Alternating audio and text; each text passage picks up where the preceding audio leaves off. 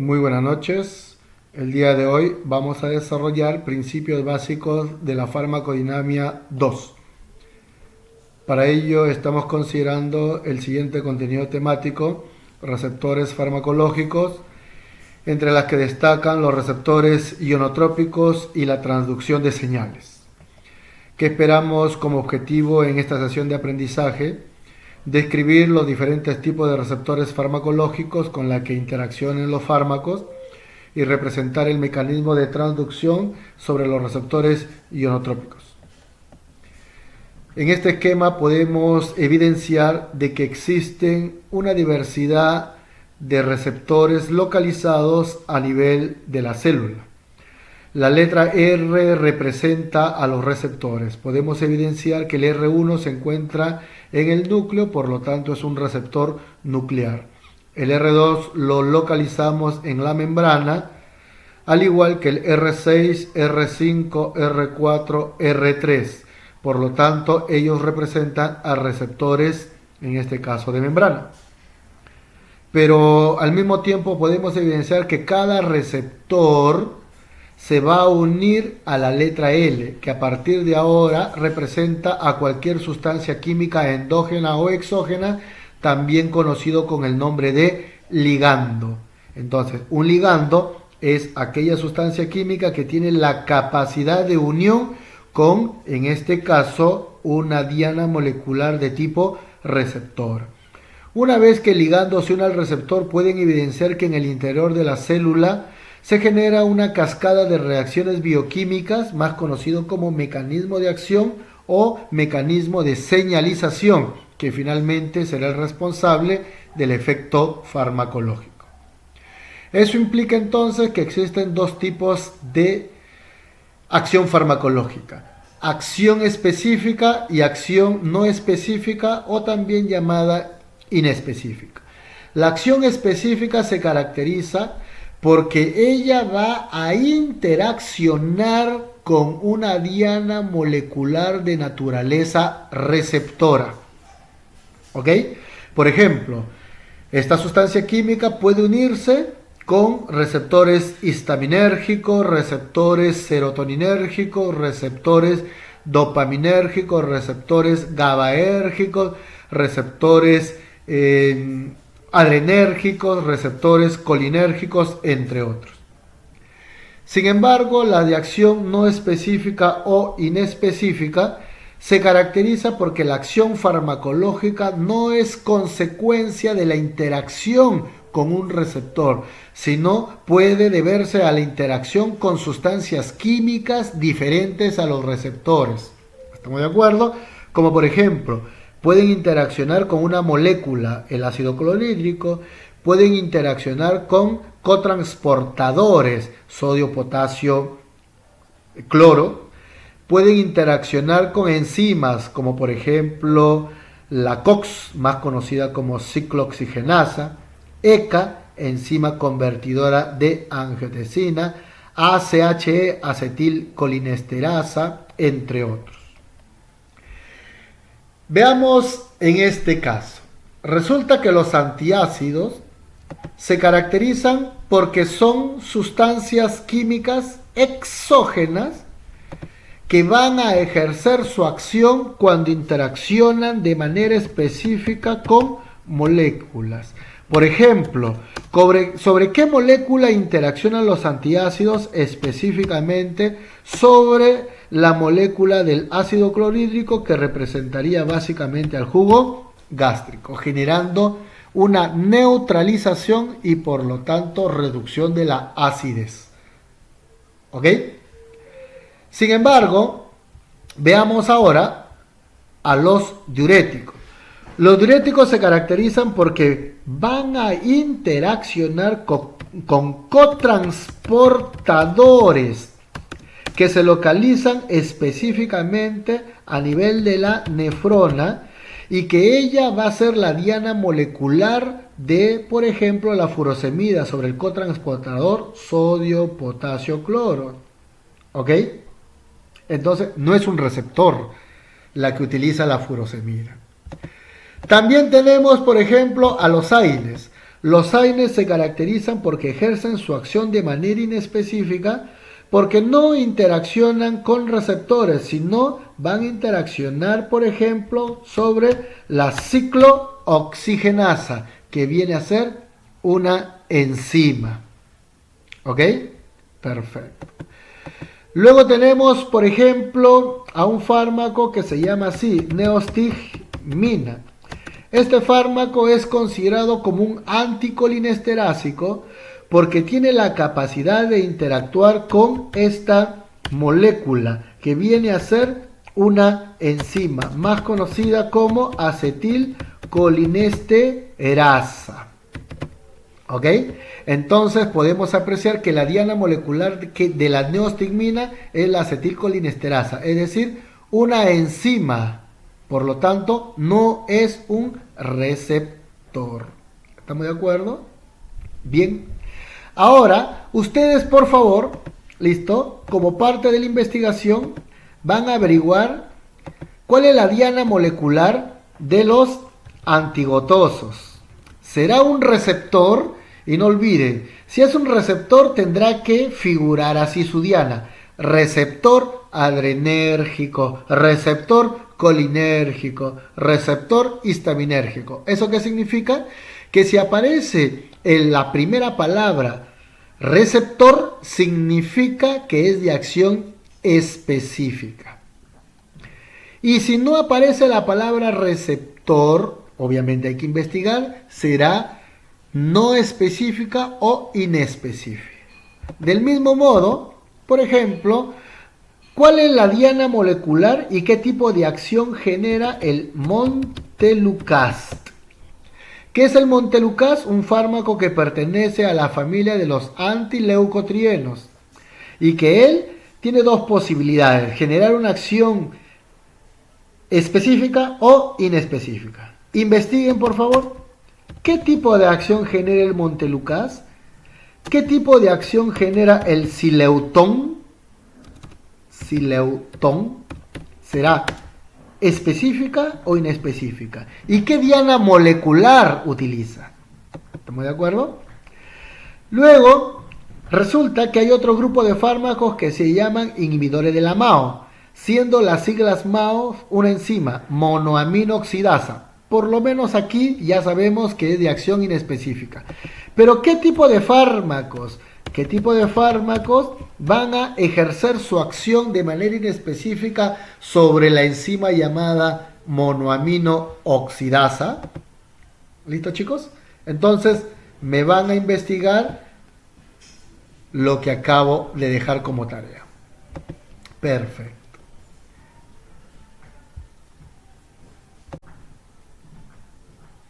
Habíamos mencionado de que cualquier sustancia química para producir efecto debe desarrollar básicamente estas dos propiedades, pero en realidad eran varias. Eso significa que tienen que dirigirse a la biofase para localizar a su diana molecular, en este caso estamos hablando de los receptores, generar su mecanismo de acción. Y ese mecanismo de acción, ¿qué significaba, chicos y chicas? Bien simple, los cambios bioquímicos, ¿ok? Bioquímicos, para que luego ellas generen cambios fisiológicos. Entonces, los cambios bioquímicos y fisiológicos básicamente son generados por el mecanismo de acción. Y este mecanismo de acción finalmente se convertirá en efecto farmacológico. Entonces, veamos a continuación lo siguiente. Resulta que los fármacos y los receptores tienen que unirse gracias a su afinidad, lo que trae como consecuencia que debe de tener ciertas condiciones la molécula del fármaco y la molécula receptora, y que éstas están relacionadas fundamentalmente con las características químicas. Como habíamos mencionado ya, se inicia la cascada bioquímica cuando se produce la interacción, es decir, cuando se forma el complejo fármaco-receptor, en donde el receptor puede ser una proteína, puede ser un carbohidrato, puede ser un ácido nucleico o inclusive un lípido. Pero habíamos mencionado que la gran mayoría de receptores son de naturaleza proteica, por lo tanto son macromoléculas. Pero ¿qué debe de pasar entre el fármaco y el receptor? Ya lo dijimos, tiene que haber afinidad. Y afinidad no solamente significa unirse, sino tienen que ser compatibles. Y esa compatibilidad está íntimamente relacionado con la capacidad de unión a través de enlaces químicos. Es decir, lo pueden hacer a través de enlaces iónicos, a través de enlace covalente, a través de enlace de puente de hidrógeno o fuerza de Van der Waals. ¿Estamos de acuerdo? Perfecto. Entonces, las propiedades que nosotros ya habíamos mencionado son la afinidad, actividad intrínseca, reversibilidad, especificidad, selectividad y sensibilidad. ¿Estamos de acuerdo? Esto se explicó con detalle en la sesión anterior. Entonces, a raíz de estas propiedades, específicamente de la afinidad y de la actividad intrínseca, nacen los términos de agonistas y antagonistas. Veamos, por ejemplo, lo siguiente. Aquí tenemos una sustancia química endógena que cumple un rol fisiológico.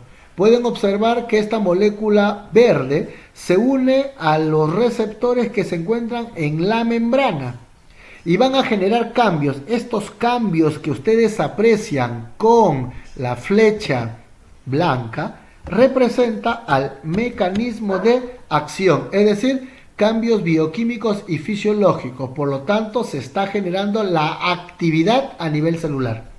Pueden notar que la flecha es de un tamaño normal.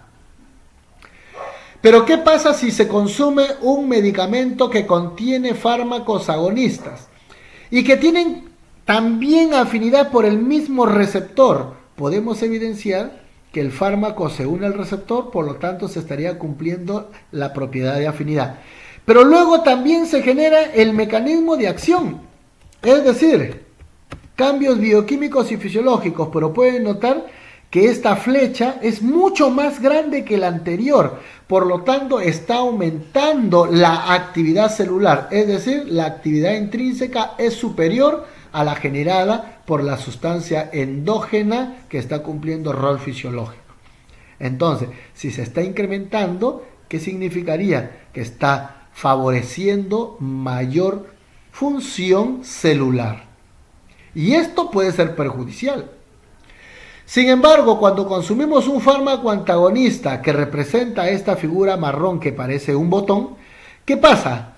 Él se va a unir al receptor, por lo tanto tiene también afinidad por el mismo receptor, pero no va a dejar que interaccione ¿quién? La sustancia endógena, ni tampoco el fármaco agonista. Por lo tanto, pueden notar que aquí ya no se evidencia ninguna flecha, lo que trae como consecuencia que se ha reducido notablemente la actividad celular hasta normalizarse. En conclusión, ¿cuándo se emplean fármacos antagonistas? Cuando queremos evitar la acción de un agonista exógeno o cuando queremos reducir la actividad de un agonista endógeno. Perfecto.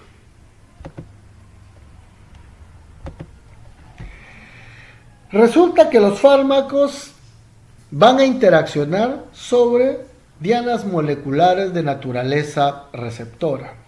Y para ello existen 4 tipos de receptores. A partir de ahora se van a denominar así: receptores acoplados a canales iónicos o también conocidos con el nombre de ionotrópicos. Segundo, receptores acoplados a proteína G o también conocidos como receptores metabotrópicos.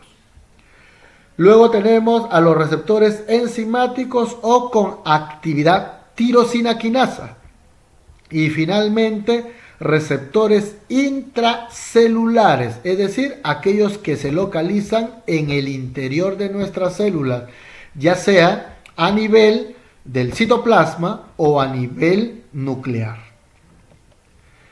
Eso implica entonces que si estos representan a los diferentes tipos de receptores, a ellos se van a unir los ligandos, es decir, aquellos que tienen la capacidad de unirse de manera específica y selectiva a los receptores, más conocido con el nombre de ligando.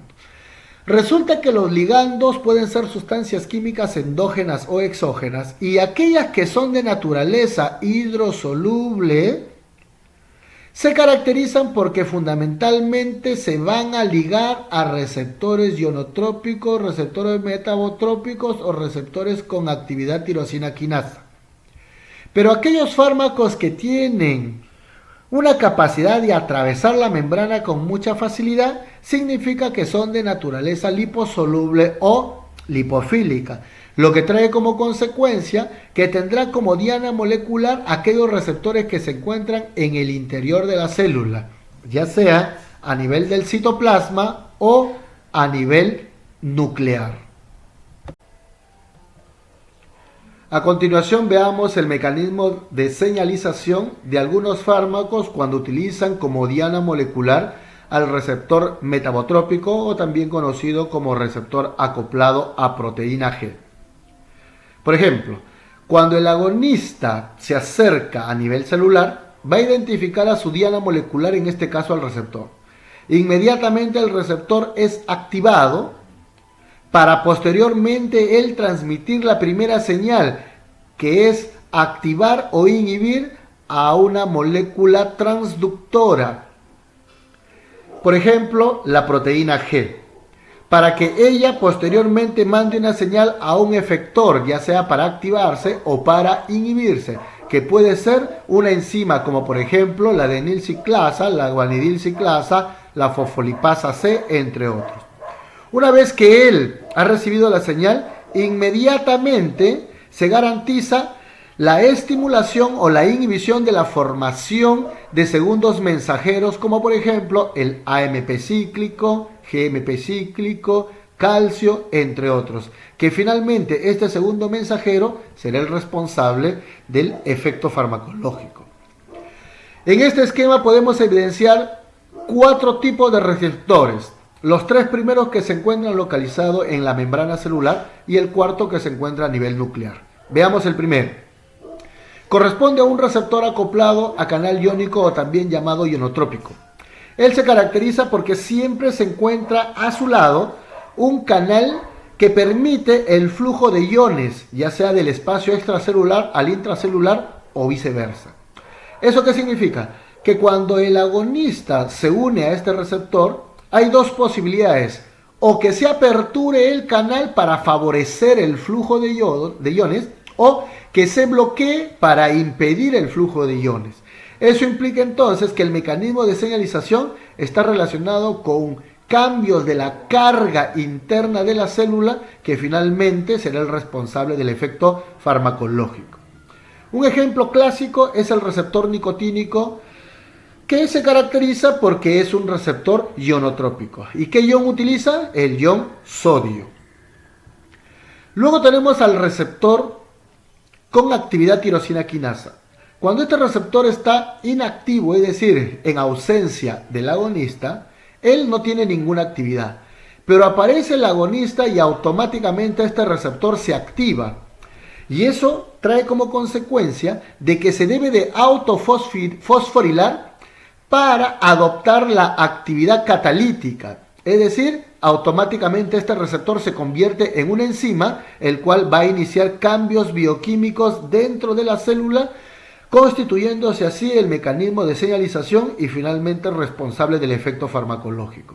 Un ejemplo clásico de un receptor con actividad tirosina quinasa es el receptor que necesita la insulina. El tercer tipo de receptor es el receptor acoplado a proteína G, o también llamado metabotrópico, el cual se caracteriza porque aquí hay varios participantes. Cuando el receptor está inactivo, es decir, en ausencia del fármaco, este receptor está separado de esta molécula verde que representa al transductor y esta molécula verde oscuro que representa al efector.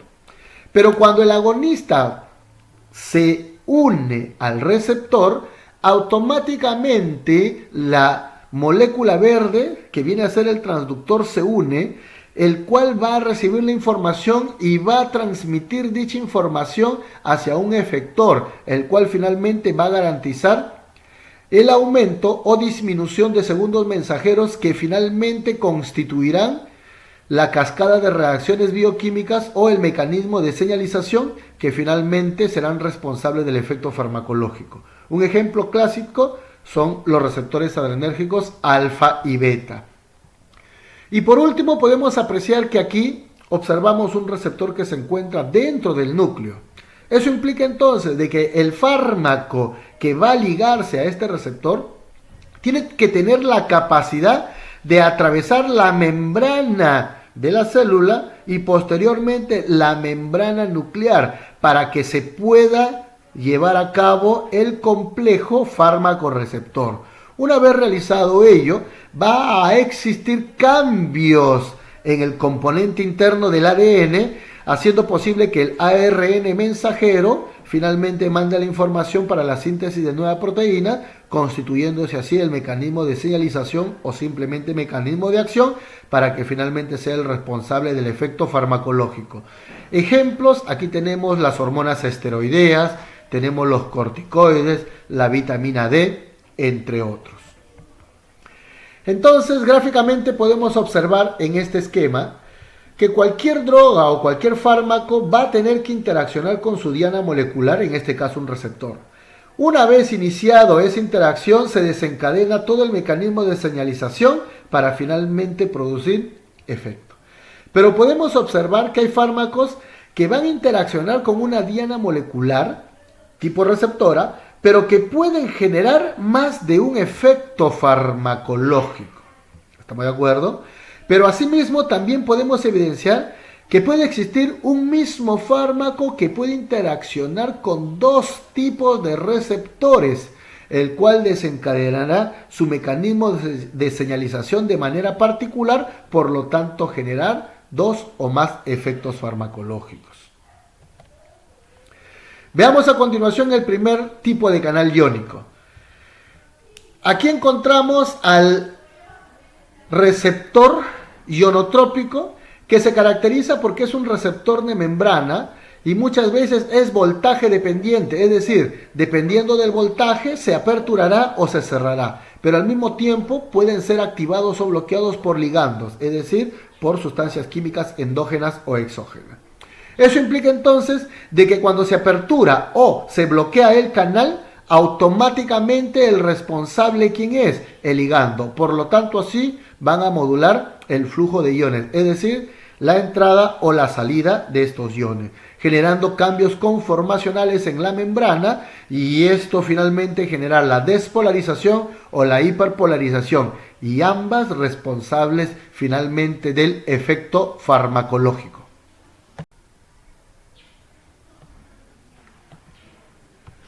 Veamos en este esquema. Resulta que este receptor ionotrópico se caracteriza porque es una molécula de gran tamaño, como pueden evidenciar, que tiene un inicio y tiene un fin. Para este caso, podemos apreciar de que el inicio tiene un átomo de nitrógeno y el final tiene un átomo de carbono. Eso significa que este receptor no es más que una proteína con un grupo amino terminal y un grupo carboxilo terminal. Pero también pueden ustedes observar de que este receptor está atravesando la membrana, aquí está la membrana, la está atravesando 1, 2, 3 y 4 veces. Eso significa de que este receptor ionotrópico tiene determinadas características. Primero, se caracteriza porque tiene 4 dominios transmembranas. Lo acabamos de evidenciar y podemos observar que aquí se encuentran presentes 1, 2, 3 y 4 dominios. Luego tenemos un grupo amino terminal en el espacio extracelular, es decir, fuera de la célula. Luego tenemos un grupo carboxilo terminal también en el espacio extracelular, es decir, fuera de la célula. Pero aquí viene algo muy importante. En el espacio extracelular se encuentra una zona que va a permitir que se interaccione con el ligando. ¿Estamos de acuerdo? ¿Y qué pasa cuando el ligando se une? Simple y llanamente este receptor va a modular el flujo de iones, ya sea aperturar el canal o simplemente la bloqueará. Ejemplos de receptores que pertenezcan a los ionotrópicos. Por ejemplo, el receptor GABAérgico. ¿Qué significa? Bien simple, que el GABA, que viene a ser un neurotransmisor, él para que pueda generar su acción farmacológica necesita interaccionar con un receptor GABA o receptor GABAérgico. ¿Y qué tipo de receptores? Es un receptor ionotrópico. Luego tenemos aquí al receptor nicotínico. Es otro receptor ionotrópico. ¿Y quién se une a este receptor? Se une la acetilcolina. Por lo tanto, al unirse va a modular el flujo de iones. Luego tenemos el receptor glutamato. ¿Y quién se une a él? El propio glutamato, que se caracteriza porque simple y llanamente al unirse a este receptor va a comportarse como un receptor ionotrópico o acoplado a canal iónico. Luego tenemos aquí a un receptor 5-HT3. ¿Qué significa 5-HT? Significa 5-hidroxitriptamina. Y 3 porque se supone que hay tipo 1, tipo 2 y tipo 3. Pero a partir de ahora el receptor 5-H3 es conocido también como receptor serotoninérgico. ¿Y quién se va a unir a él? Única y exclusivamente la serotonina. ¿Y qué es el receptor serotoninérgico? Tipo 3 es un receptor ionotrópico. Finalmente, observamos aquí el receptor de glicina. Por lógica, ¿quién será el único que se va a unir a este receptor? La glicina. Entonces, finalmente, el receptor GABAérgico, el receptor nicotínico, el receptor glutamaérgico, el receptor serotoninérgico de tipo 3 y el receptor de glicina se caracterizan porque pertenecen a los receptores acoplados a canales iónicos o simple y llanamente a los receptores ionotrópicos. Veamos aquí algunos ejemplos específicos. Por ejemplo, el GABA, que es un neurotransmisor, para poder generar su acción farmacológica, es necesario que se una a su receptor GABAérgico. Y una vez que ocurre esta unión, automáticamente el receptor apertura un canal iónico. ¿Y qué tipo de ion va a ingresar desde el espacio extracelular al espacio intracelular? El cloro. Por lo tanto, al aumentar los niveles de cloro a nivel celular, se produce la hiperpolarización. Y esa hiperpolarización será el responsable del efecto farmacológico. Del mismo modo, las benzodiazepinas, por ejemplo, el diazepam, el bromazepam, el alprazolam, el tiazolam, entre otros fármacos de esta familia, hacen lo mismo, aperturan el canal de cloro, ingresa de afuera hacia adentro, aumenta por lo tanto la concentración intracelular del cloro, generan hiperpolarización y finalmente su efecto. ¿Cuál es el efecto de la benzodiazepina? Relajación muscular, por ejemplo. Los barbitúricos, entre ellas podemos mencionar al fenobarbital, al pentobarbital, al secobarbital, al amobarbital, al tiopental sódico. Para que ellos generen su acción y por lo tanto efecto farmacológico, es necesario que se unan al receptor. ¿Y qué receptor usa? Un receptor acoplado a canal iónico. ¿Y qué ion es? El cloro. Hace exactamente lo mismo. ¿Eso qué significa entonces? Bien simple. que los tres tipos de sustancias que hemos mencionado, el GABA, que es un neurotransmisor, por lo tanto, es una sustancia endógena. En cambio, los dos últimos corresponden a sustancias exógenas, lo que trae como consecuencia que ellas simple y llanamente serán administrados.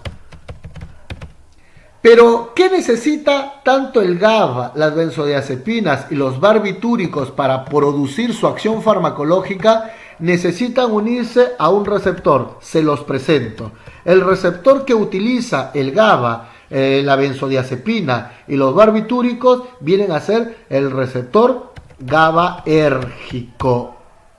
O sea, los tres hacen exactamente lo mismo sobre el canal.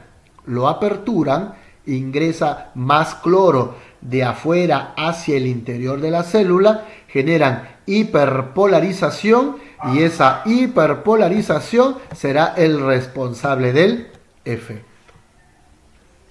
Veamos ahora el siguiente ejemplo. Fármacos que utilizan al ion sodio. Para eso vamos a mencionar a los anestésicos locales y a los anestésicos, por ejemplo, como la lidocaína, la bupivacaína, la etidocaína, entre otros. Entonces, como hemos podido evidenciar, este receptor nicotínico tiene su particularidad. Sirve para que se une exclusivamente ¿con quién? Con la acetilcolina. Tiene dos subunidades alfa. ¿Para qué sirve, hemos dicho? Para que ahí se ligue con la acetilcolina. El beta, el gamma y el delta están complementarios dando origen al canal. ¿Y qué ion se encuentra implicado en este canal? El sodio. Es decir, desde afuera hacia adentro ingresan. Y cuando la acetilcolina se une a la subunidad alfa, automáticamente este receptor se abre. ¿Para qué? Para favorecer mayor ingreso de sodio, generando, como habíamos mencionado, la despolarización, y finalmente dicha despolarización será el responsable del efecto. Hace un rato mencionamos literalmente lo que ocurre con el receptor GABAérgico. Veamos aquí. Aquí tenemos esquemáticamente a un receptor GABA y como pueden apreciar, por aquí fluye el ion. ¿Cómo se llamaba el ion que fluye por ahí? Estoy seguro que lo recuerdan. Es el cloro. ¿Qué pasa? ¿Ingresa de afuera hacia adentro o viceversa? ¿Cómo era? A ver, muy bien. Ingresa de afuera hacia dentro. ¿Estamos de acuerdo? Perfecto. Si este es el receptor GABA, es obvio y evidente que el primero que puede unirse a él será el GABA. ¿Qué viene a ser el GABA? Es la molécula. ¿Y qué viene a ser el receptor del GABA? Su diana molecular. Por lo tanto, cuando el GABA se une al receptor en este espacio, automáticamente este canal se abre más. Por lo tanto, ¿qué ocurre? Hay mayor ingreso de cloro. Y al incrementarse el cloro dentro de la célula, se genera ¿qué cosa? Simple y llanamente la hiperpolarización. Y esa hiperpolarización será el responsable del efecto final. Aquí pueden apreciar que se encuentra la benzodiazepina, que es un fármaco. ¿Cuál es la diana molecular de la benzodiazepina? Estamos hablando de esta figura. ¿Y qué representa esta figura? Al receptor GABA. Conclusión, el GABA usa al receptor GABAérgico. Las benzodiazepinas también usan al receptor GABAérgico. Los barbitúricos también emplean al receptor GABAérgico. Pero ¿cuál es la diferencia? El lugar de unión. Aquí está el lugar de unión del GABA, aquí está el lugar de unión de las benzodiazepinas y aquí está el lugar de unión de los barbitúricos. ¿Qué hacen los tres? Los tres simple y llanamente aperturan el canal de cloro, aumentan el ingreso de cloro de afuera hacia adentro, generan la hiperpolarización y finalmente el efecto. Si hablamos, por ejemplo, de una benzodiazepina, el diazepam, ¿cómo sería su mecanismo de señalización? Bien fácil, el diazepam se uniría a su receptor GABAérgico. Perfecto, se une al receptor GABA. Luego, ¿qué generaría esa unión? Bien simple, aumento del cloro intracelular. ¿Y eso qué generaría? Hiperpolarización. Y finalmente, dicha hiperpolarización, ¿qué produce? El efecto. Si estamos hablando del diazepam, entonces miren qué interesante, ¿eh? Primero el diazepam se va a unir a su receptor. Luego este receptor va a aperturar el canal de cloro. ¿Y qué va a pasar cuando se apertura el canal de cloro? Bien fácil, profesor. Va a incrementarse los niveles de cloro dentro de la célula. Luego ese incremento que generará la hiperpolarización de la membrana. ¿Y qué va a generar dicha hiperpolarización? El efecto. Profesor, ¿qué efecto producirá? Relajación, por ejemplo, ¿no? Relajación muscular. Ah, interesante. Entonces, uno de los efectos será la relajación muscular. ¿Generada por quién? Por el diazepam. Entonces, como podemos evidenciar, en este ejemplo didáctico se manifiesta el mecanismo de señalización de aquellas sustancias químicas que utilizan a un receptor denominado GABAérgico o simplemente receptor del GABA, el cual es considerado como un receptor acoplado a canal iónico o simplemente ionotrópico.